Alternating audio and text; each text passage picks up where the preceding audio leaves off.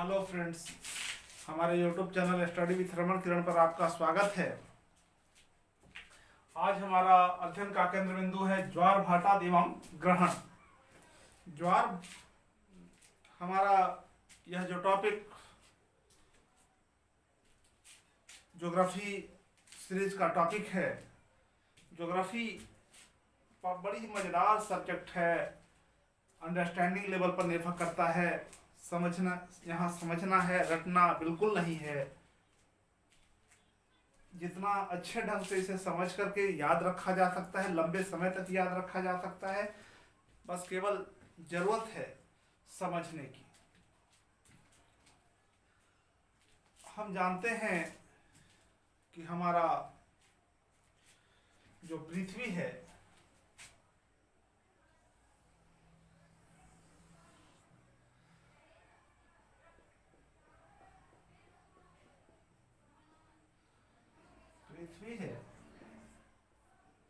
वह सौर मंडल का एक ग्रह है और पृथ्वी सूर्य के चारों ओर चक्कर लगाते रहती है। उसी प्रकार पृथ्वी की भी पथ में,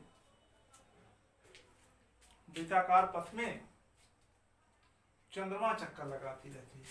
जो सूर्य के चारों ओर चक्कर लगाते हैं उन्हें हम ग्रह कहते हैं।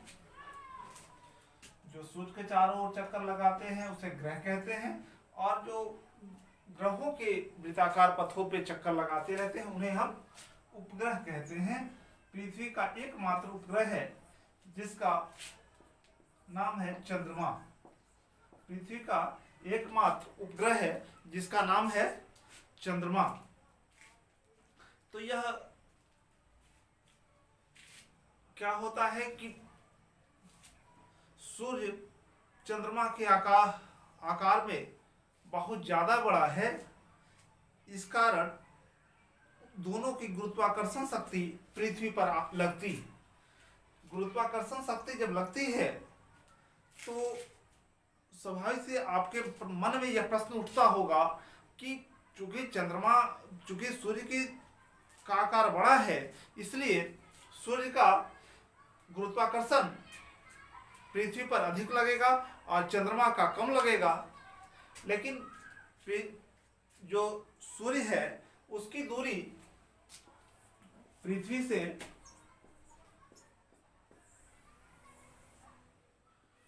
1.498 लाख करोड़ किलोमीटर है। पृथ्वी की दूरी चंद्रमा से 14.98 करोड़ किलोमीटर है, जबकि चंद्रमा की दूरी 2,84,000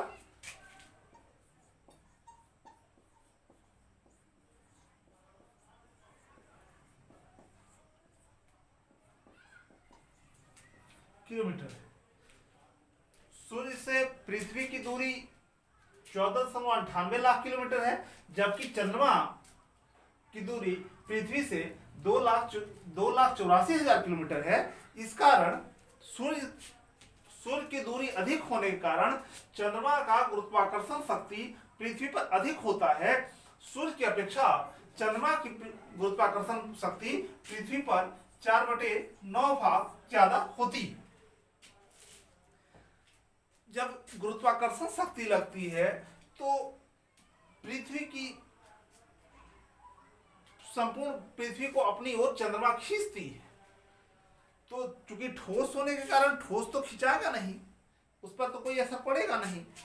लेकिन जो जलीय भाग है वह चंद्रमा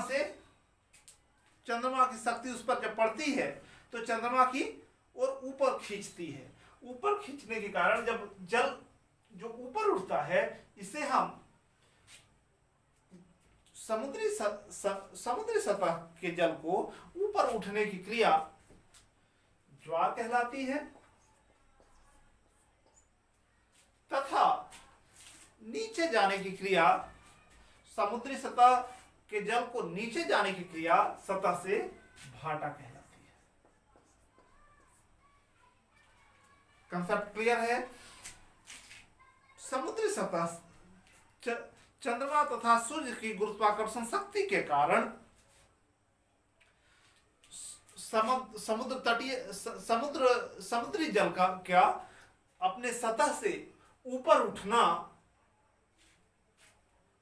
ज्वार कहलाता है तथा सतह से नीचे जाना भाटा कहलाता है।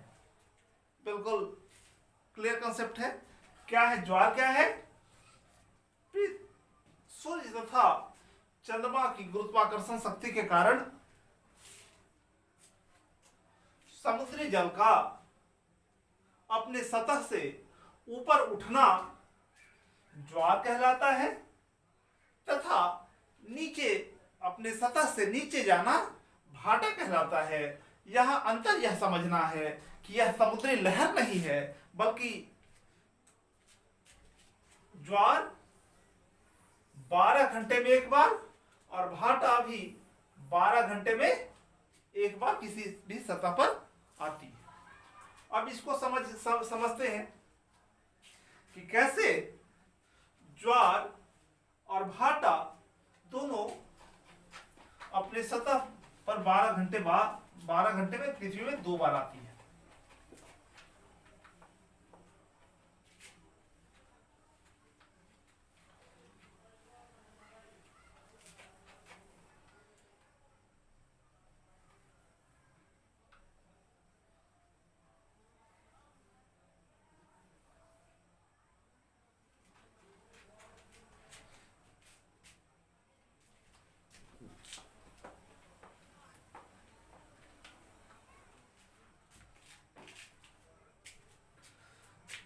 जब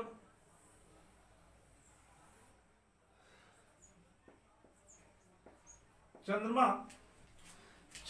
की गुरुत्वाकर्षण शक्ति जब यहां लगता है तो यहां पर ज्वार पैदा होगा। अब जब ज्वार पैदा होगी तो पृथ्वी अपने घूर्णन गति के कारण अपने बैलेंस को बनाए रखने के लिए अपनी ताकत भी लगाती है। ताकि बैलेंस बनी रहे इसके लिए वह अपनी ताकत भी लगाती है, जिसके कारण जस्ट इसके विपरीत दिशा में एक ही समय में जब गुरुत्वाकर्षण शक्ति के कारण पृथ्वी की एक दिशा में जब ज्वार उत्पन्न होता है तो पृथ्वी अपनी घूर्णन गति के कारण अपनी गति को बनाए रखने के लिए, अपने बैलेंस तथा संतुलन को बनाए रखने के लिए पृथ्वी दूसरी ओर अपनी ताकत लगाती है, अपना संतुलन बनाती है, जिसके कारण दूसरी दिशा में भी एक ज्वार उत्पन्न होता है। तो एक ही समय में पृथ्वी में 2 जगह ज्वार और 2 जगह भाटा उत्पन्न होती है। एक ही समय में पृथ्वी में 2 जगह ज्वार तथा 2 जगह भाटा उत्पन्न होती है। स्वाभाविक सी बात है कि जब यहाँ का जल ऊपर उठेगा तो कहीं का जल की सतह नीचे जाएगी। तो नीचे जाने, हमने जैसा आपको बताया, नीचे जाने की जो प्रक्रिया है वह भाटा है तथा ऊपर उठने की प्रक्रिया ज्वार है।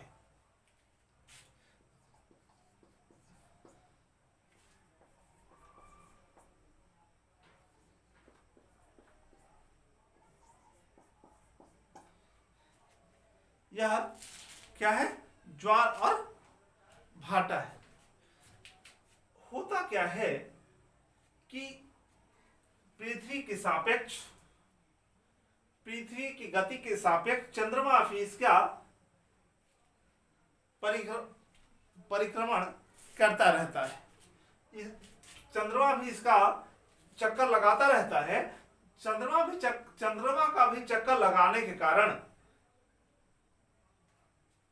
जो एक जगह है वह 24 घंटा 52 मिनट में एक चक्कर लगा लेता है। तो कायदे से अब चूंकि ज्वार जब चंद्रमा यहाँ आया तो जब यहाँ आएगा तो फिर यहाँ तक लगाएगी तो यहाँ भी उत्पन्न होना चाहिए। तो यह 12 घंटे में यहाँ भी, 12 घंटे में यहाँ भी होना चाहिए। लेकिन चंद्रमा का होता क्या है कि चंद्रमा 24 घंटा 52 मिनट में चक्कर लगाती है। तो 24 घंटा 52 मिनट में चक्कर लगाती है। तो 24 घंटा 52/2 बराबर 12 घंटा 26 मिनट पर यह जो ज्वार है पुनः उसी जगह पर 12 घंटा में नहीं बल्कि 12 घंटा 26 मिनट के पश्चात उस जगह पर ज्वार पुनः उत्पन्न होता है। पुनः जो ज्वार उत्पन्न होता है वह कितने देर में होता है? 12 घंटा 26 मिनट पर। 12 घंटा 26 मिनट पर जो एक बार जिस जगह पर ज्वार आया है उसी जगह पर पुनः ज्वार 12 घंटे बाद नहीं बल्कि 12 घंटे 26 मिनट के पश्चात उस जगह पर पुनः ज्वार उत्पन्न होता है। वही हाल भाटा का भी होगा। जिस जगह पर भाटा उत्पन्न होता है उसी जगह पर 12 घंटे बाद, 12 घंटे 26 मिनट बाद फिर से भाटा उत्पन्न होगा। अब यहां है कि जब चंद्रमा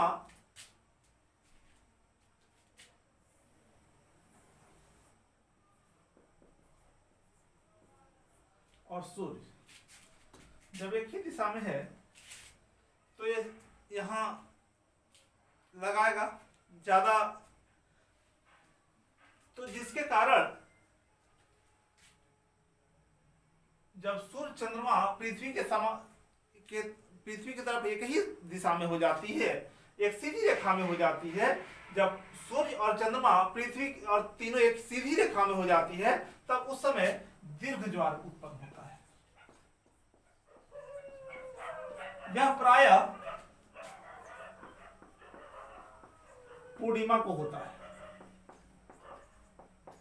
दीर्घ जो ज्वार होता है वह पैदा कब होता है?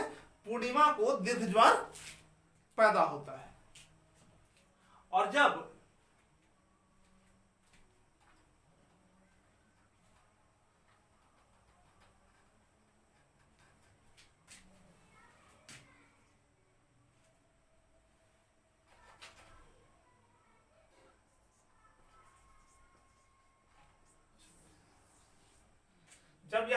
जब सूर्य और चंद्रमा एक समकोण बनाते हैं तो यहां सबसे कम गुरुत्वाकर्षण बल लगता है जिसके कारण निम्न ज्वार पैदा होते हैं। यह शुक्ल पक्ष या कृष्ण पक्ष के सप्तमी या अष्टमी तिथि को होती है जबकि निम्न ज्वार पैदा होता है। दीर्घ ज्वार या निम्न ज्वार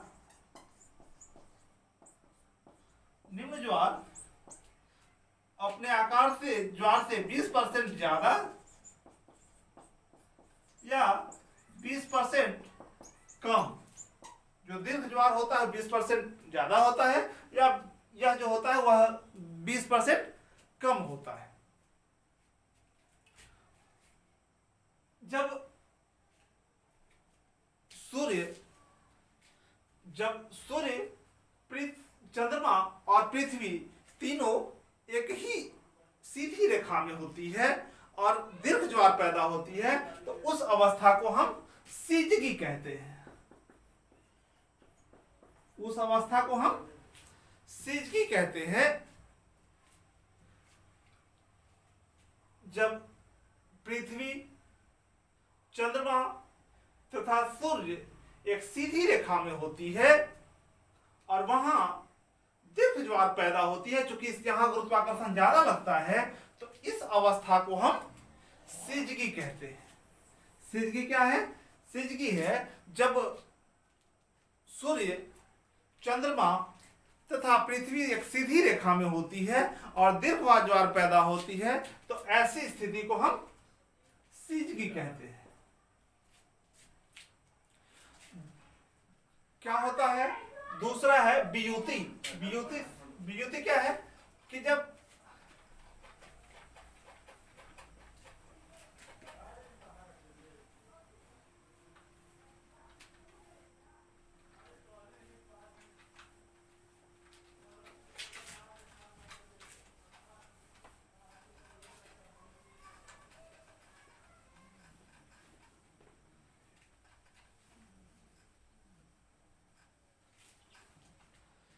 क्या होता है कि जब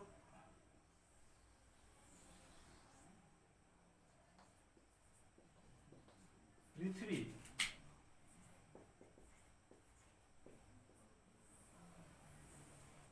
सूर्य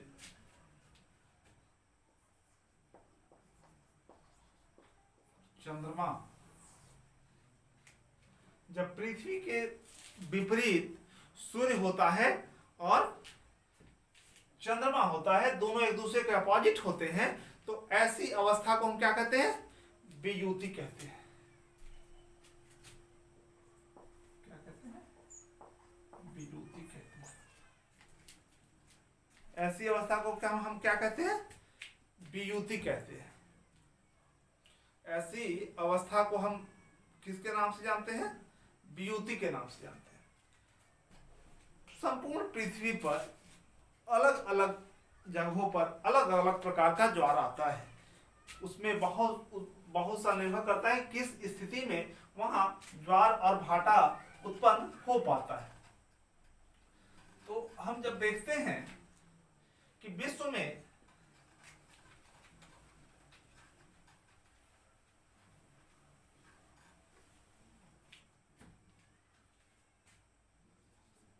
उत्तरी अमेरिका के पूर्वी तट पर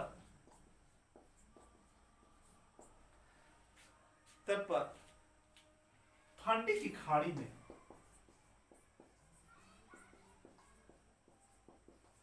खाड़ी क्या है? जो 3 ओर से स्थलों से घिरा है तथा एक ओर से जल से घिरा क्षेत्र खाड़ी कहलाता है। खाड़ी में होता क्या है कि जब लहरें पैदा होती है, जब ज्वार पैदा होती है, तो ज्वार जाकर के द्वीप के तटों से टकराती है। द्वीप के तटों से टकराने के कारण काफी ऊंचा पैदा होती है। इस कारण से खाड़ी में जो ज्वार पैदा होती है वह काफी लंबी होती है, उसकी आकार बड़ी होती है। तो फंडी की खाड़ी में सबसे बड़ा ज्वार पैदा होती है, जिसकी लंबाई लगभग अन्य ज्वारों से 18% अधिक होती है। फंडी की खाड़ी में प्रायः प्रतियोगी परीक्षाओं में यह पूछी जाती है कि सबसे लंबी ज्वार कहाँ उत्पन्न होती है, तो फंडी की खाड़ी में सबसे लंबी ज्वार उत्पन्न होती है। हम जब देखते हैं भारत के संदर्भ में आते हैं तो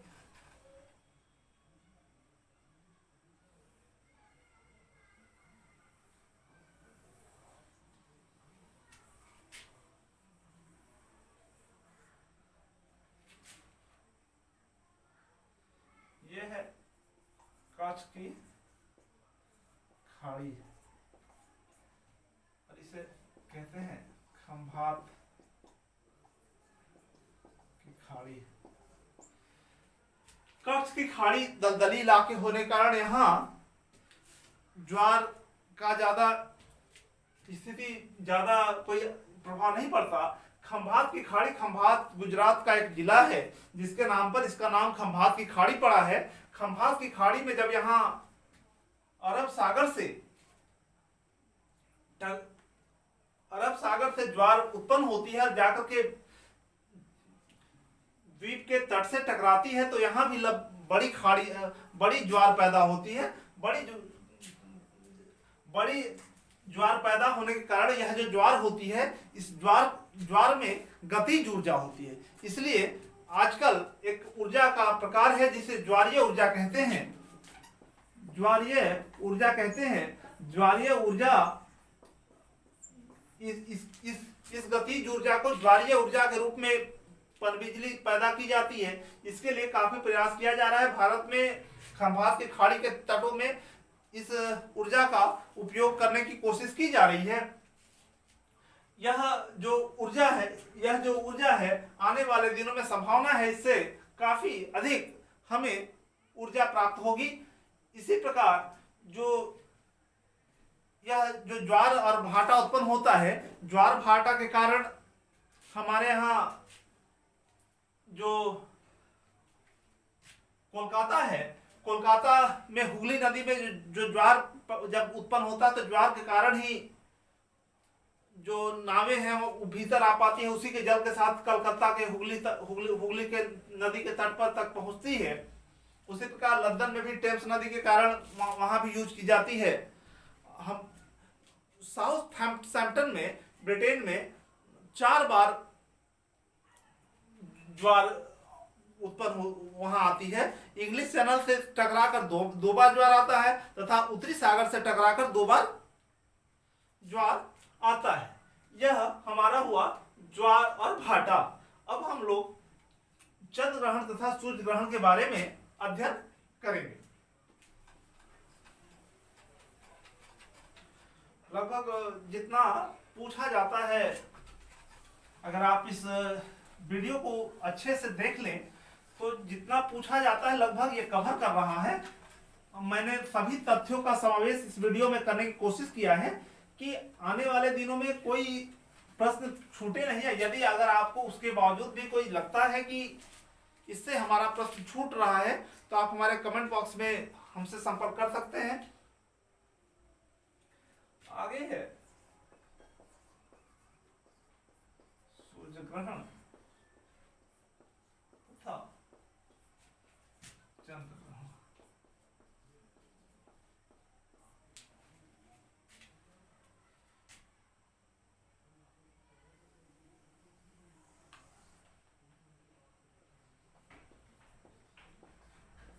पृथ्वी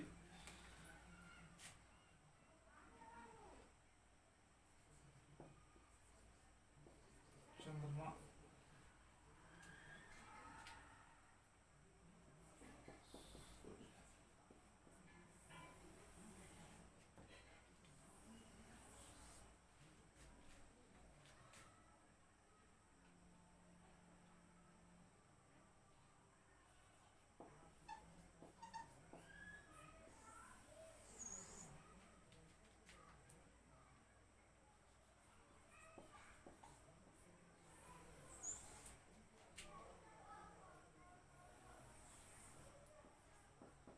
कुछ खास तथ्य नहीं है।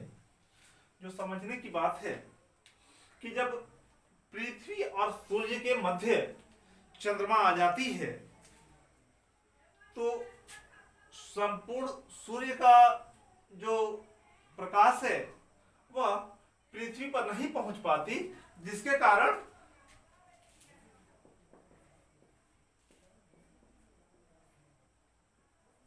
सूर्य ग्रहण होता है। तथा जब सूर्य और चंद्रमा के बीच पृथ्वी आ जाती है तो इसके कारण चंद्र ग्रहण होता है। सूर्य ग्रहण हमेशा पूर्णिमा को तथा चंद्र ग्रहण हमेशा अमावस्या को होता है। जब सूर्य और पृथ्वी के बीच चंद्रमा आ जाती है तो सूर्य ग्रहण होता है, तथा जब सूर्य और चंद्रमा के बीच पृथ्वी आ जाती है तो चंद्र ग्रहण होता है। हमेशा सूर्य ग्रहण पूर्णिमा को होता है तथा हमेशा चंद्र ग्रहण अमावस्या को होता है।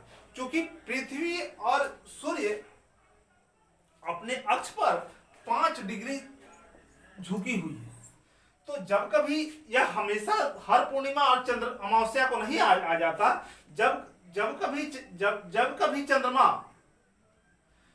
कभी चंद्रमा पृथ्वी की वृत्ताकार पथ में पृथ्वी की कक्षा में आ जाती है तो उसी समय सूर्य ग्रहण या चंद्र ग्रहण होता है। चक्कर लगाते लगाते जैसे ही यह पृथ्वी की कक्षा में आ जाती है उसी समय यह सूर्य ग्रहण या चंद्र ग्रहण होता है। इसी कारण यह हमेशा सूर्य ग्रहण और चंद्र ग्रहण नहीं होता, यह किसी पूर्णिमा या अमावस्या को होता है। यह जब भी सूर्य ग्रहण होगा तो सूर्य ग्रहण कब होगा? पूर्णिमा को, और जब भी चंद्र ग्रहण होगा तो कब होगा? अमावस्या को।